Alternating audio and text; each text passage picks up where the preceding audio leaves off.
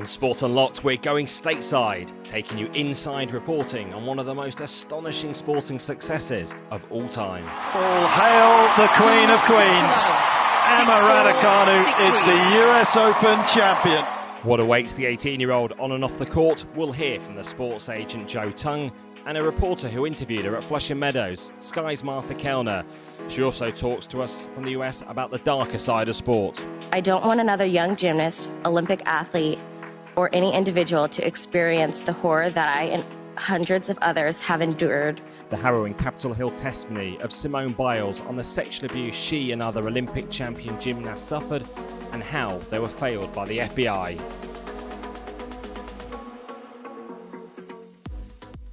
Hello and welcome to the podcast giving you the inside track on the week's sports news. Later, we'll be interviewing the sports agent Jo Tung on Emma Raducanu, the new Women in Football campaign, the opportunities and challenges facing the Women's Super League, and working to close the gender pay gap in football. And remember, you can follow us on Twitter, Instagram and Facebook at Sport Unlocked. And we're always grateful if you can hit subscribe, especially in this week when Manchester United boasted about having the world's most popular football club podcast on Apple. And we were only one place behind them in Ireland in those charts at number 32. And this is a pod without Cristiano Ronaldo. But alongside me, Rob Harris from the Associated Press, as always, is Tariq Panja from the New York Times and Martyn Ziegler from the Times. Plus, we have an extra journalist alongside us for the first half of this week's show. Joining us from Washington, D.C. is Martyn Kelner, the former sports correspondent for the Mail on Sunday, Guardian and Sky News, and now US correspondent for the broadcaster. Martha, a lot's changed since I last saw you at the Champions League final in May. Welcome to Sport Unlocked. Thank you. Thanks for having me. Yeah, Martha, you've gone from being taken up on Twitter by an irritating large talk show presenter who sort of had a go at you for being a sports presenter reporting on news, and now you're a news reporter who's been reporting on some pretty big sport and sports issues of the last week. Yeah, I'd love to know what he makes of that. I can't win really there, but it does feel like I've kind of assumed my old role again. Last week I've reported on Simone Biles and Emma Raducanu, so it's been good to dip my toe back into the waters of sport and sports news again. And of course, for Emma Raducanu, one of the great British successes, and you're well placed to be there because, of course, so many journalists can't actually fly out from the UK to the US too. So it was one of the great sporting successes that actually not many are in our industry could report on. Yeah, it felt like a real privilege to be there. We were actually down in New York for the anniversary of 9/11, so obviously an incredibly somber story. So we'd gone down there to interview a family of one of the victims of 9/11 and also one of the survivors of 9/11, one of the only people to actually be pulled alive from the rubble underneath the Twin Towers. So we were there reporting on that, and I'd flagged earlier in the week that, you know, there was this other story brewing in New York with Emma Raducanu. At that point, I think she'd just beaten Sara Sorribes Tormo. I think it might have been the third round. Yeah, just the most incredible story. And like you say, there were really, very few reporters there. Normally, if this had been at Wimbledon or if this had been in normal times, not in COVID times, you'd have seen chief sport reporters from, every single newspaper flying out for an event of that magnitude. But as it was, felt incredibly privileged to be there witnessing what I reckon's probably, one of the great British sports stories of all time, maybe, one of the best sports stories in any nation for the past few decades. You actually got an interview after the final with Raducanu. Talk us through a bit about that. What was she like? She won the final, and then it was probably about 4 hours later that she eventually ended up sitting down with select broadcasters.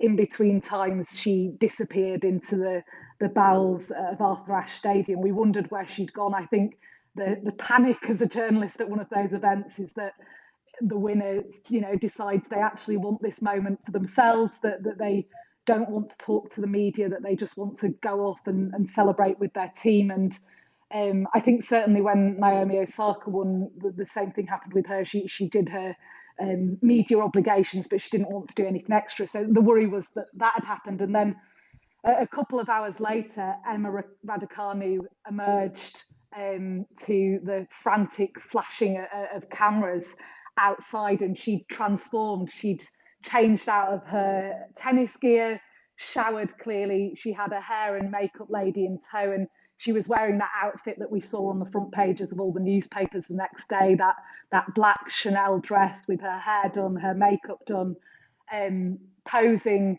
in front of there's a big fountain area at the centre of Flushing Meadows with that trophy, looking sensational. She then, did that photo opportunity and then went inside, delivered what was a press conference, which was remarkably composed for someone of her age. She really is completely at ease with the media. And then after that, she came out and we were able to get a TV interview with her. Arthur, you mentioned Naomi Osaka there as well, and then you've described Emma Raducanu as being very composed, Chanel dress, quite well prepped.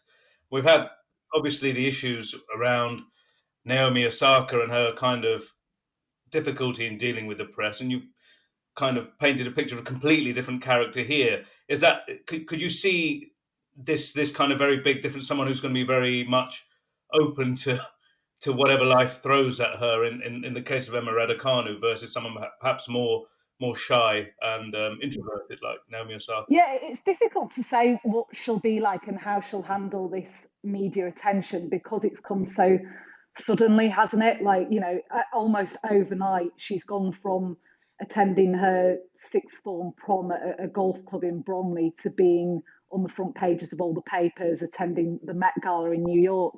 But for the moment, she does seem to be completely at ease in the spotlight. I don't know whether that's because of the preparation she's had. She's now signed by IMG, which is, the biggest agency in tennis. They've got a lot of experience managing young talent. But I think part of it's due to just how intelligent she is. She seems to soak in advice, both on the tennis court. She's able to prep for everyone that she's facing, all of her opponents. And at the time you were moving to the US in June, barely anyone had even heard of her. It was also a time when, of course, England were reaching the Euros final. Then there was all that British success at the Olympics. Sports stories you thought you might have missed out on, but actually you've ended up covering one of the great British sports stories of all time. Yeah, I feel like in terms of the sporting narrative and the unlikeliness of it, it's one of the sports stories of the century. I really do feel that, coming from, having to earn the right to be even in that tournament, winning 3 matches in qualifying, then winning 7 matches in the main draw, not only becoming the first British female Grand Slam champion for 44 years, but also coming from absolutely nowhere to do it. I think Stu Fraser, who's the Times' tennis correspondent, he tweeted saying he felt like he'd watched the sequel to that Paul Bettany film, Wimbledon. And it really did feel like that, sort of watching it in the stadium on Arthur Ashe, the biggest, I think it's the biggest tennis venue in the world, one of sport's great amphitheatres. And it felt incredibly un-British, actually, because the whole time I'm just sat there nervously waiting for her to have a moment of panic, to realise where she is and everything go to pot. And it just never happened. It was how completely dominant she was throughout the entire tournament. To come from being a qualifier to win the US Open without dropping a single set. I don't think I'll see a sporting success like it in my lifetime again. And it's probably also ensured that for the first time, I think this pod has started on something uplifting rather than something with a negative tinge to it. Well, to get onto some more serious stuff then, I know something else you've been reporting on this week, Martha, is Simone Biles and other US athletes testifying to the Senate about the abuse they suffered at the hands of the former team doctor, Larry Nassar. I mean, I was just like reading back on this. I mean, it's such a incredible, shocking story. Not just the abuse that happened, but the role of the FBI in Indianapolis, for example. The head of the FBI basically didn't report these allegations that had been made against the team doctor. So something like 100 other athletes then went on to be abused as a result of this. And this guy even then talked about applying to be the head of USA Gymnastics. It's just the mind just boggles.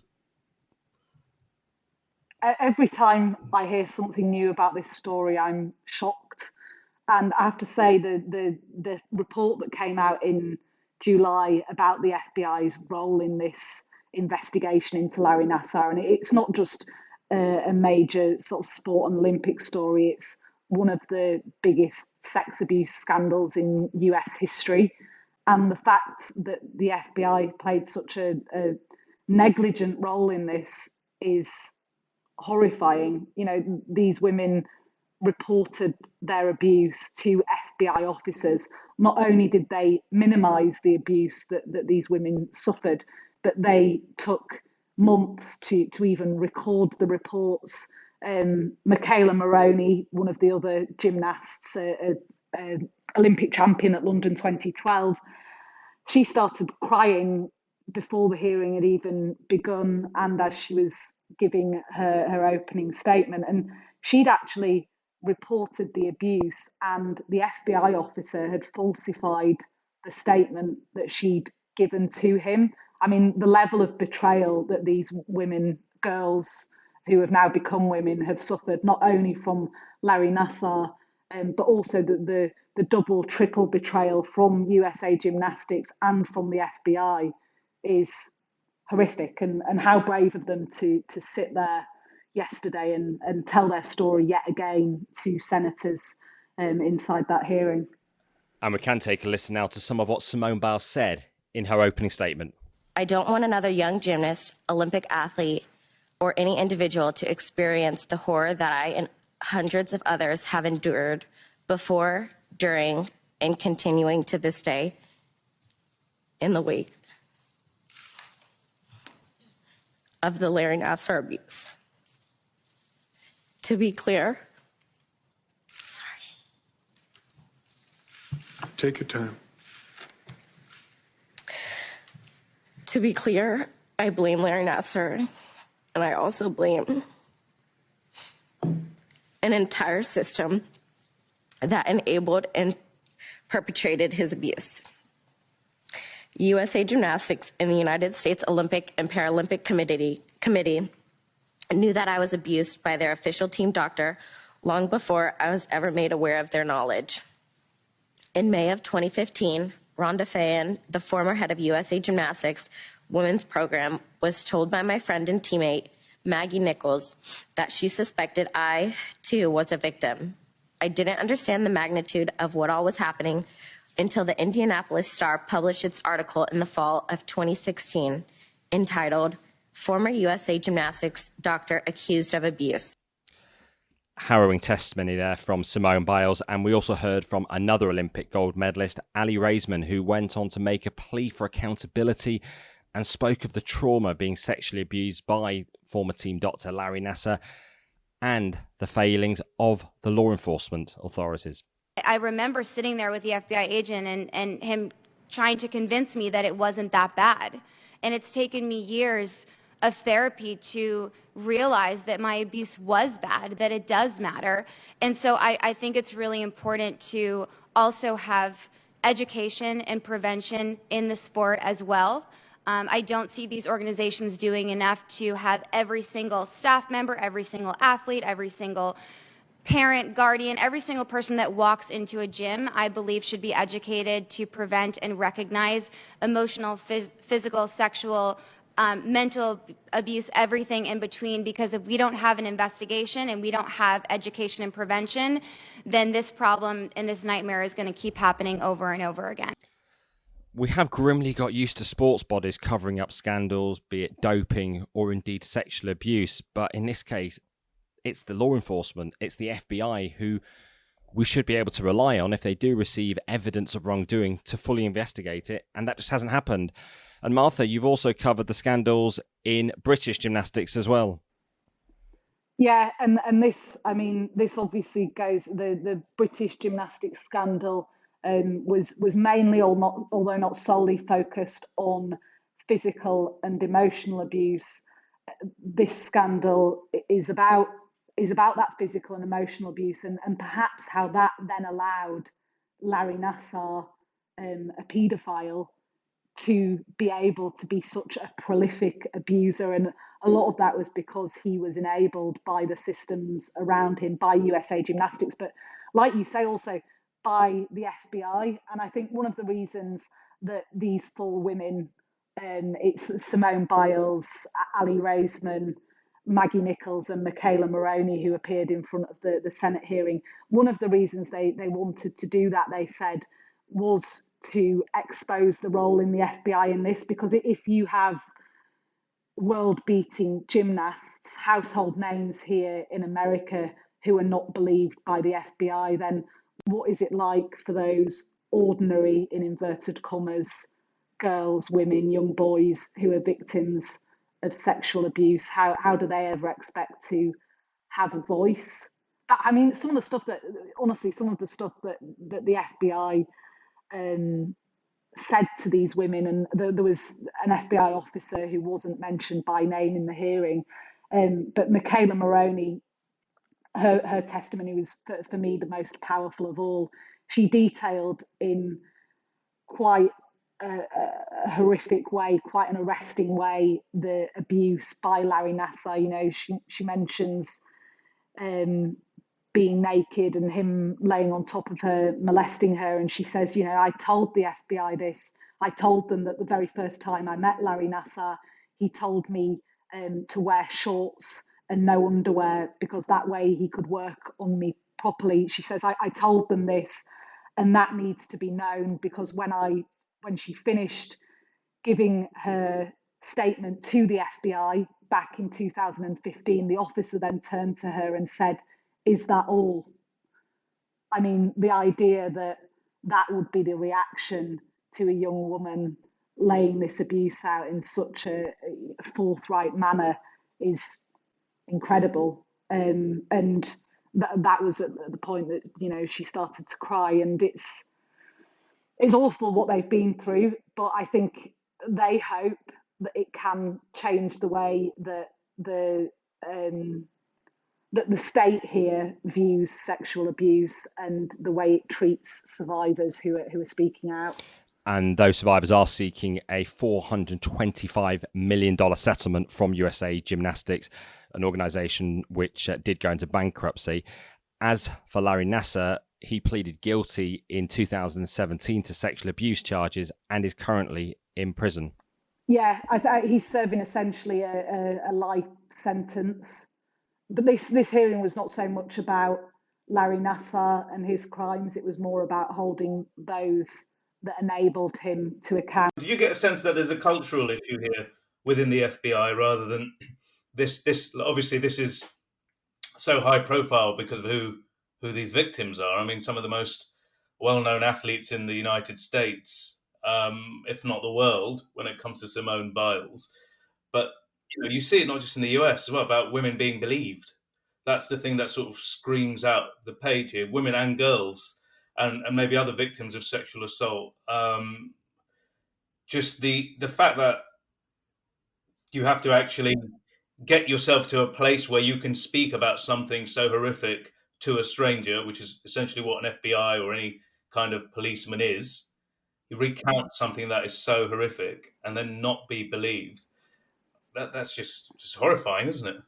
Yeah, I think I did get the sense that it was a cultural problem with the FBI. One of the things that was raised was the fact that it was often male officers who were sent to speak to these women. I thought that was astonishing, the idea that you would send an adult male to speak to a child, a female child, who had suffered alleged sexual abuse at the hands of an adult man. I didn't quite understand that. I think all of the women seemed to agree that was an issue, and it was the fact that they weren't even told properly what they were going to be spoken to about, what questions they were going to be asked. They were just told, come to this room at this time and the FBI will be there. There seemed to be a complete lack of any care for their mental state, for how traumatic it is to relive these things. One of the things that struck me about Simone Biles' testimony was she began her opening statement by saying, there's nowhere else in the world I'd less like to be than sitting here telling you this story. And we had our camera trained on her as she left the courtroom, and she was supported by her mother Nellie, but it was clearly an ordeal for her. It was clearly an ordeal for the other women in there. There was another Larry Nassar abuse survivor who was sat on the row behind the four women giving testimony. She was in tears before it even began. I think there's a lack of appreciation for what it takes to tell this story, for what it takes to report it, and then for that abuse to be minimised, as Ali Raisman put it, by the FBI was like a second form of abuse. She said at one point it was like serving innocent children up to a paedophile on a platter. Why did none of these organisations warn anyone? And it is just like this repeated betrayal. And the fact that like we're 6 years on now from the first allegations against Larry Nassar and they're still fighting for justice. Martha, thanks so much for providing us with the insight on such a distressing case. It's certainly a busy news patch for you now in the US with the pandemic, the Biden administration, and so much geopolitics. And there's still some sports news for you to cover too, including, thankfully, some more uplifting stories like the US Open.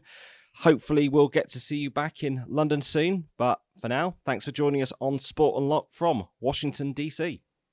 Oh, thank you for having me on. Yeah, certainly not short of news over here, but it's what a joy to cover the story of Emma Raducanu.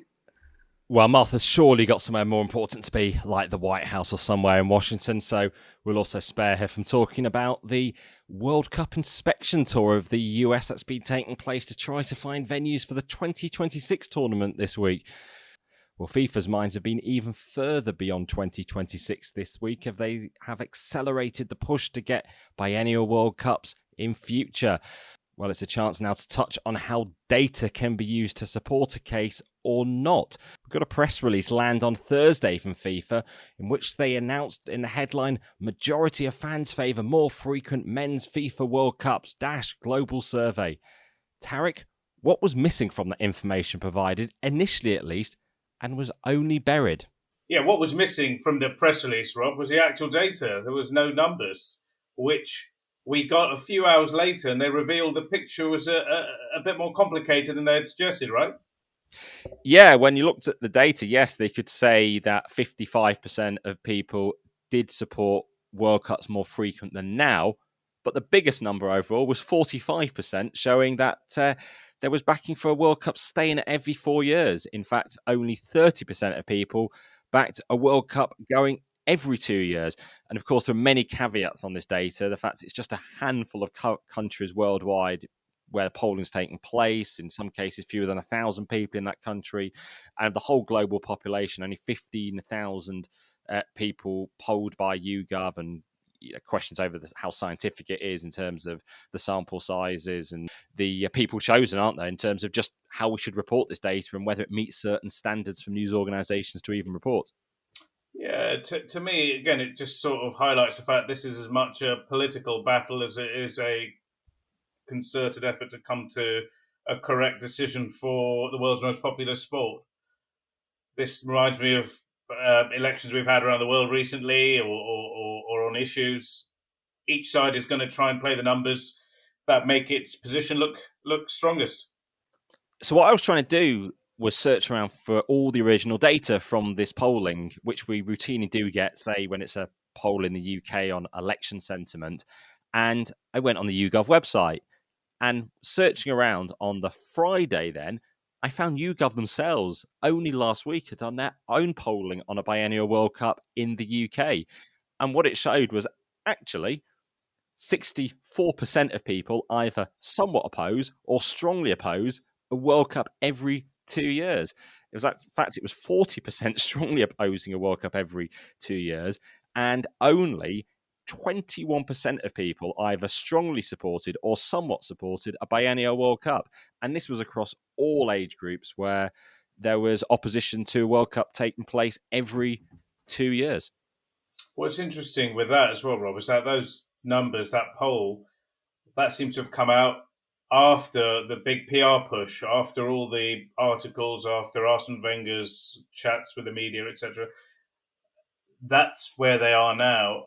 And to be honest with you, this speaks to the process again. It'd be nice to see all of this put together in this so-called feasibility study. We still haven't heard about the economics of this, the environmental impact, other issues. Just that, these legends and Arsene Wenger, etc., think it's a good idea, and the FAs who have come out in favour of it. I just think that this would be a lot better if there was a full kind of programme of not just news releases, a proper document for everyone to study and some time to study, and then maybe some proper debates.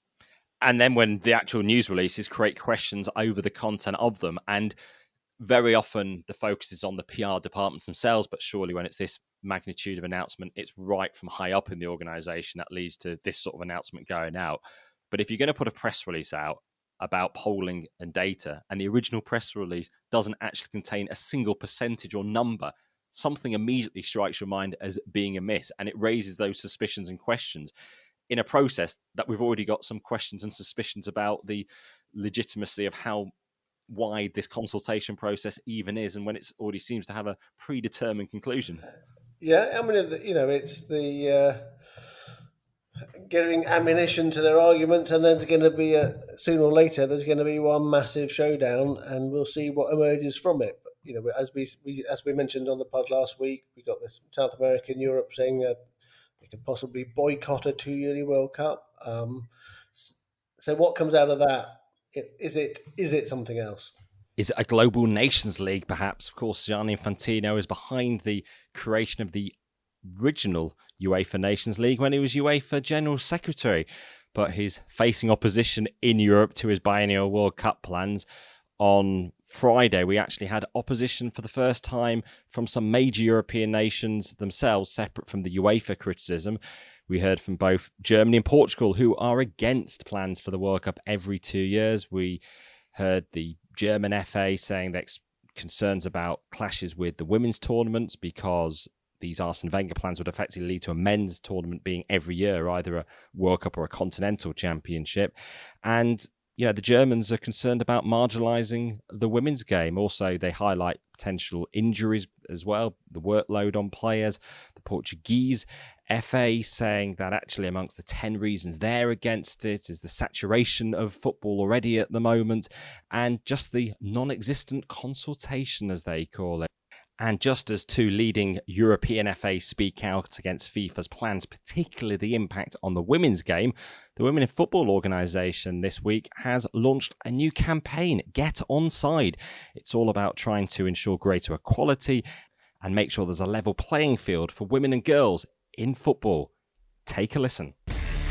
It's not men's football. It's not women's football. It's just football. Get onside. Get onside is the message, and I'm pleased to say that joining us now is a director of Women in Football, Jo Tongue, the CEO of Tongue Tied Management. After a career in sports broadcasting, Jo now represents footballing and broadcasting talent. So Jo is well placed to help us reflect further on the biggest sports story of the week, maybe even the century so far for Britain, and what happens next on and off the court for Emma Raducanu after becoming US Open champion. Jo, welcome to Sport Unlocked. Thank you. Yeah, Saturday was pretty magical, wasn't it? Do you know the best thing about it was everyone who's not even a sports fan was just messaging me about it. And I think in part, I love sport on network TV. And I think, props to Channel 4 for getting it on network. So it opens it up to a whole new audience. It was just brilliant, just magical. And then, so many people woke up on Sunday morning and kind of went, did that really happen? And then obviously there's been all the fallout this week of what next for her. So how do you view it all with your agent's hat on? Are you observing what you think can happen next in her career? For me, it's so fascinating seeing the money and the figures that associated with tennis comparatively. Obviously, I work mostly in football, a bit of netball, but essentially my business is football. And just the figures comparatively from, females in tennis as opposed to females in football is crazy. And that's where we want to be. That's what we're aspiring to be. And I think, in X amount of years, we will get to that stage, or I hope we will get to that stage. But it's just the figures that are bandied about. I mean, Osaka apparently earned 55 million last year. I mean, show me any female footballer that in this country, in the, WSL base, that is going to earn that. It's crazy figures. And that would be a lot to manage. Joe, what did you make of the kind of relationship between the traditional press and the athlete? Obviously, with Naomi Osaka, she said, "I don't want to do press conferences anymore."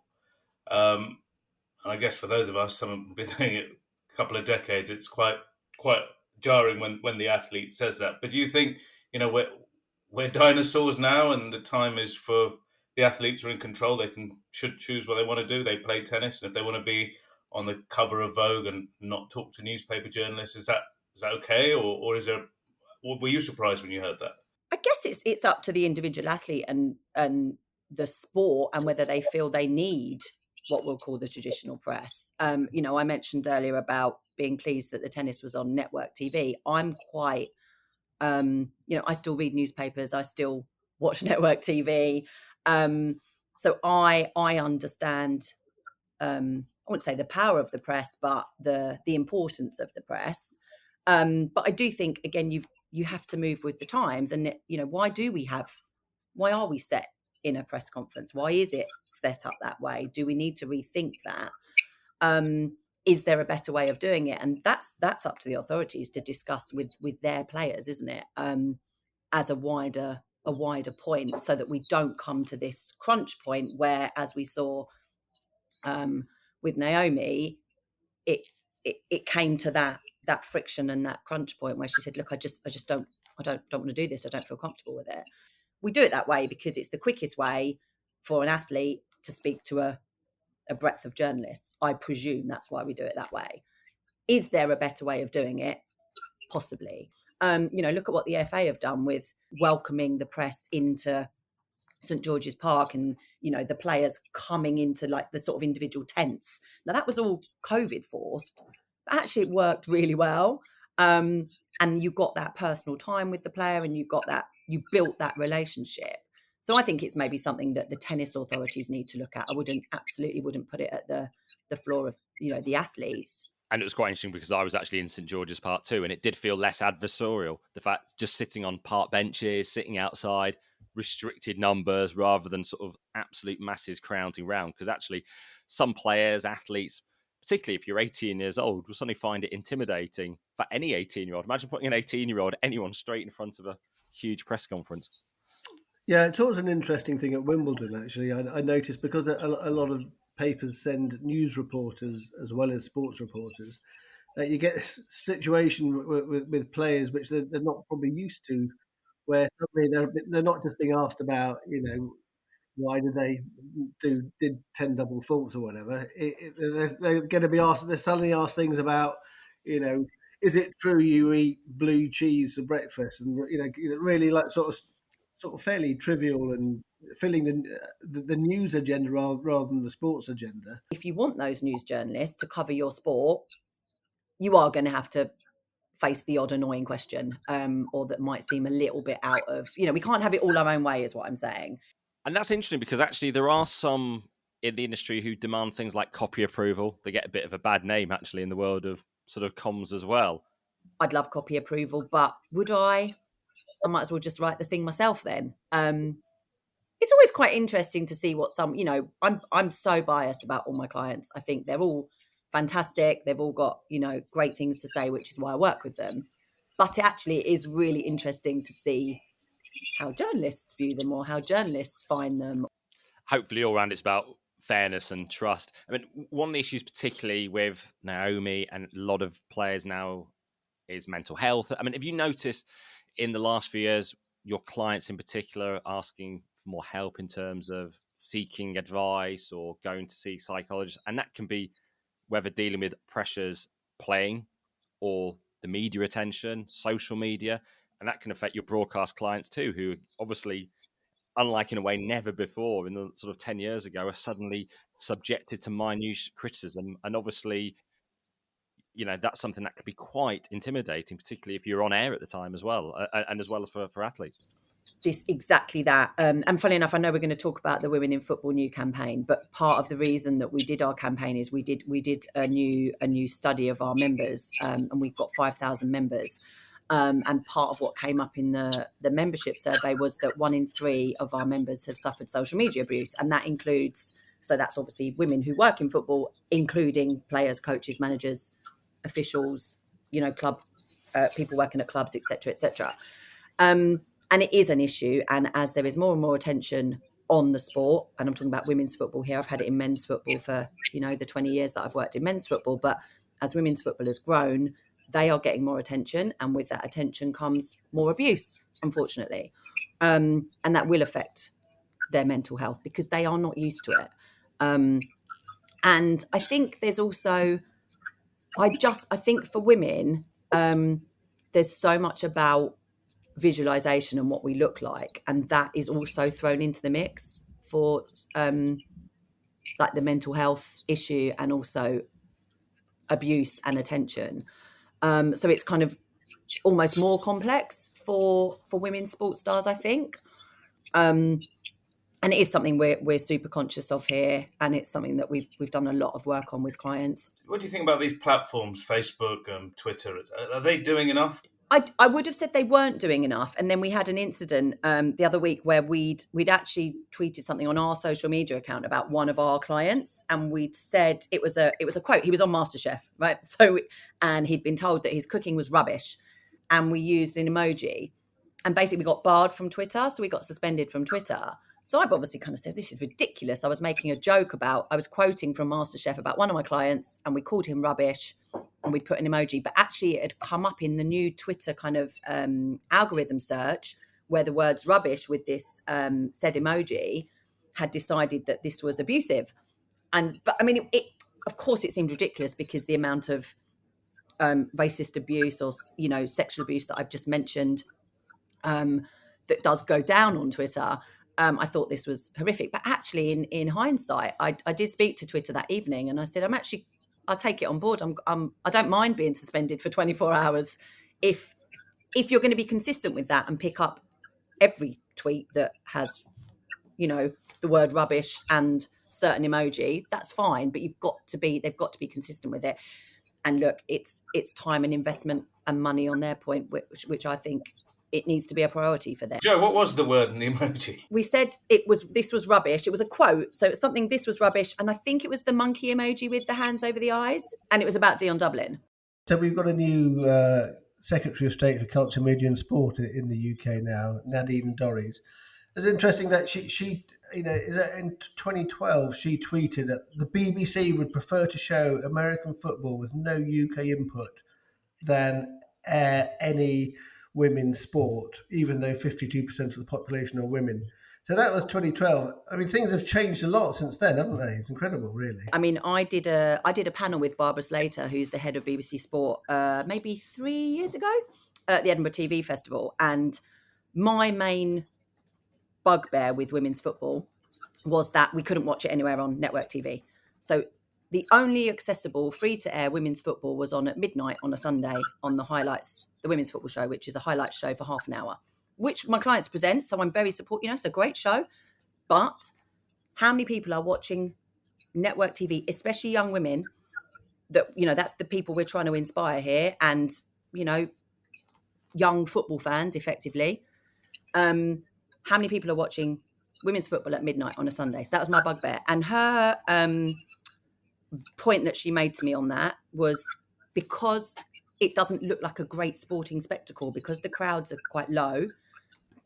If we put it on TV as a live sporting spectacle, it doesn't look great. So it was kind of that chicken and egg situation I was saying, but you need to put it on TV to get people excited and make me feel this is a event I want to be at. This is a sporting spectacle I want to go to.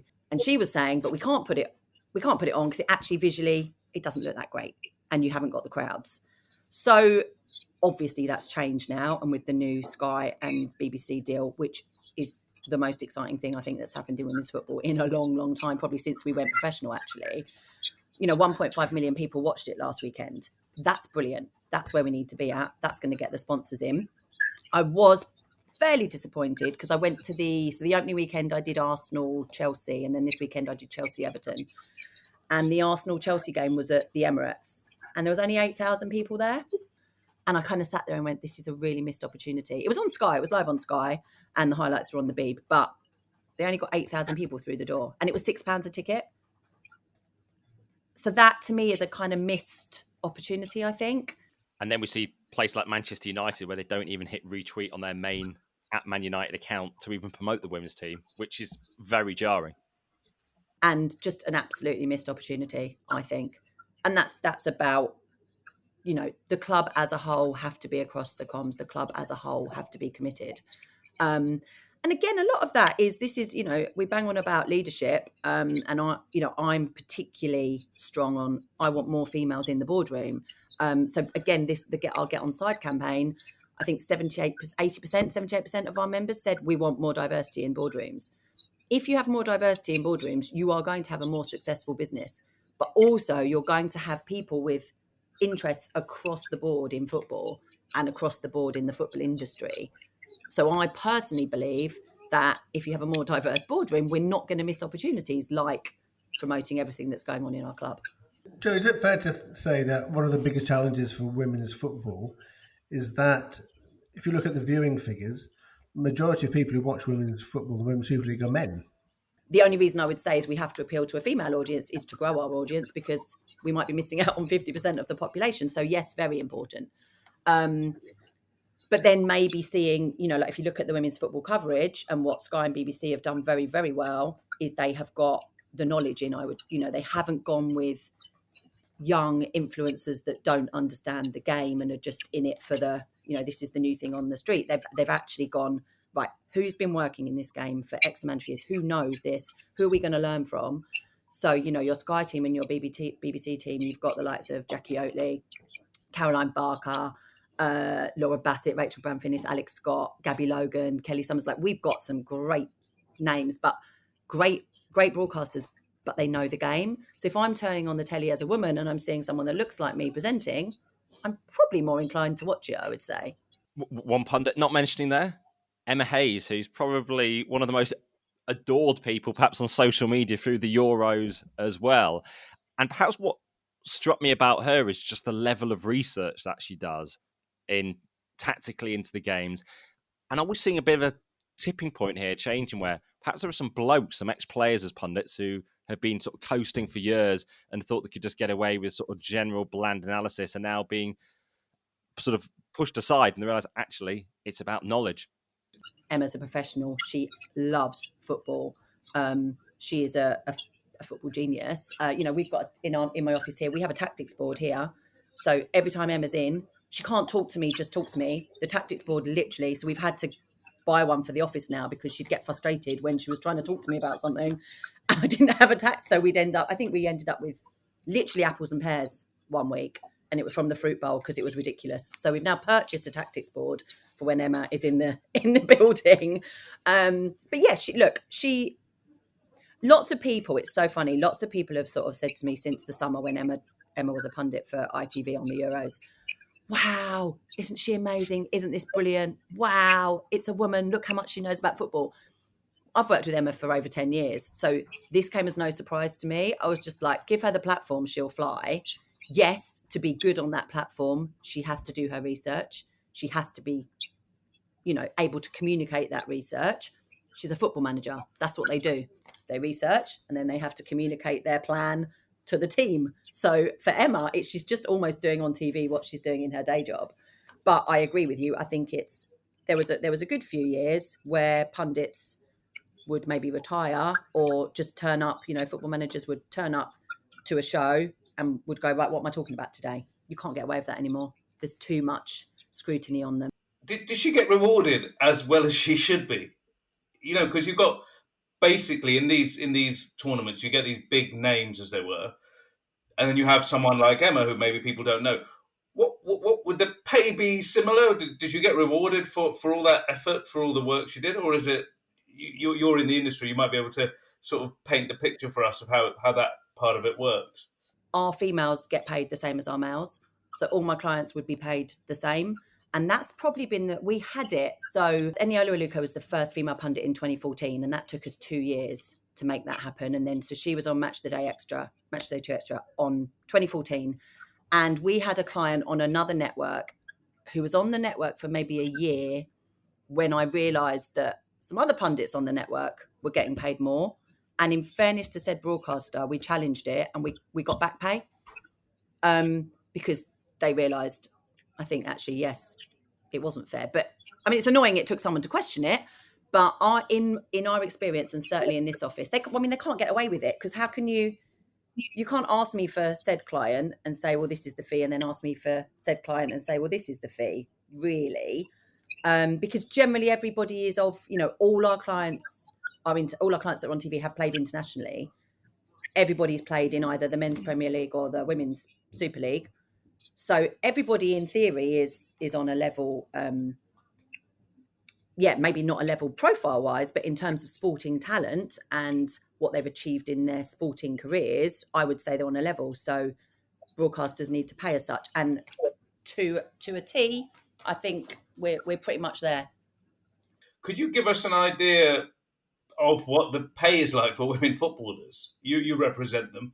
It's a whole industry that is a lot of people are probably in the dark about. They obviously, it's on the same channel on Sunday, as you said. You moved from Leeds versus Liverpool straight to the WSL game that day. It was seamless, but that's probably where the similarities end. Would you say, in terms of the commercial and what they can earn?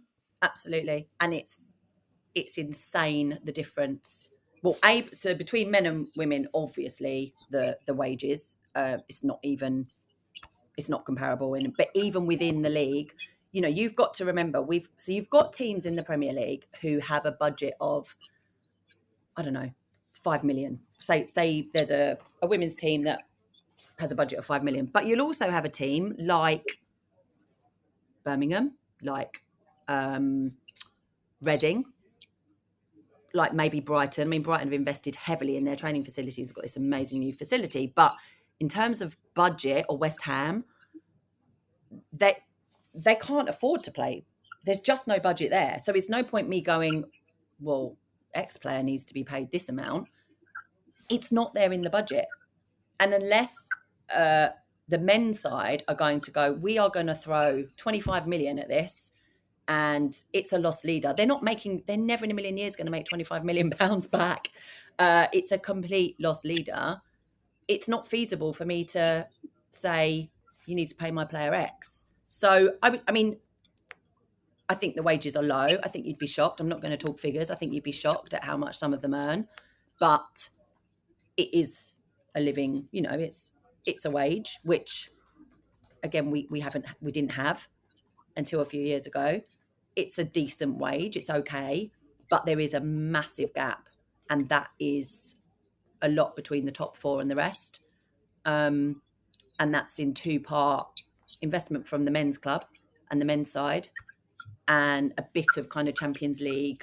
The broadcast deal does help. So this is the first time that football clubs have had external money, effectively, apart from the shirt sponsorship deals. This is the first time there's been any broadcast money in women's football. And it's less than you think, but it's helped. I suppose you want to avoid people thinking that actually these players that got glitzy TV coverage now have a gilded lifestyle, and then actually it discourages investment. So you've got to sort of balance out, I guess, the realism with making sure people still realise actually there needs to be cash in the game. Maybe it was last summer or the summer before, I can't remember. And a team came to me and made an offer for a player, and they said what the wage would be. And I said, well, that's not a living, that's not a living wage. Like, you can't live on that. And they actually said to me, oh yeah, but it's okay because our training is going to be from 2 p.m. until the evening. So they'll train in the afternoon, we'll give them dinner so they can have a job in the morning. Well, sorry, that's not professional football then, is it? Like, I mean, I was horrified. I was like, I don't think you're understanding what professional football is here, that you're expecting to be able to. I think they thought that the player would be so grateful that they were getting paid as a professional player that it would be okay to go to work in the morning. I mean, this is back to semi-pro days. That to me is a semi-pro contract. So yeah, we're still fighting a battle, but I feel it's so much better than it was. But yes, to your point, there's no sort of glamour lives yet. Absolutely not. And they do still, the one of my main concerns for them all is obviously previously they all had jobs. They were semi-pro, so they all had careers. So Claire Rafferty, for example, was a trader. A lot of them were teachers. Josie Green, who's our client at Spurs, she's a teacher. So they will have careers when their football career ends. They actually have a career to go back to. But the players coming through now, because they're pro, what happens when they're 35 and they retire? They've never had a different career, but they've not earned the money that lots of our men have. So that's when we're going to find the problem. Yeah, this is great now, they're earning a wage, but unless we kind of hammer home to them that, my clients they're all studying, they've all, Leah's doing her accountancy, Jen's done her management degree, Erin's done her management, she's doing her masters, they're on it, but I only represent a very small pool of Super League players, and my concern is that are we doing enough across the board? And I hope the clubs are, and it is something I need to look into more actually. Is it being hammered home to them that when you retire, you haven't earned millions from football, and there's not enough sponsorship deals to go around? So this is not tennis money. This is not the 55 million that Naomi Osaka's earned in a million years. They're lucky to get paid boot deals, the women. It's that's where we're at. Is that why the discussion, particularly we've seen it in the US again this week over equal pay for the men's and women's footballers, is a very US discussion at this point, because actually the US women's team is far more successful, generates more revenue, rather than it being a question for the entire women's football? Exactly that. It's such a different landscape over there because, like you say, the women's team have been so much more successful. We're not at that stage. At the moment, it's completely different. Jo, it's been great to have you on. So much insight across the breadth from the world of football, agents and representation. Oh, thank you for having me on. And just to give it a final plug, #GetOnside. There's so many great pledges across the football industry at Women in Football for more information. That's womeninfootball.co.uk. Thanks, Jo, and we'll certainly be trying to get on side with more female guests on Sport Unlocked. And that brings a close to episode 34 of the World Sports News Podcast. It's been great hearing from Jo Tongue, and in the first half of the episode from Washington, from Martha Kelner, and of course, all the insight as ever, thanks to Martyn Ziegler and Tariq Panja.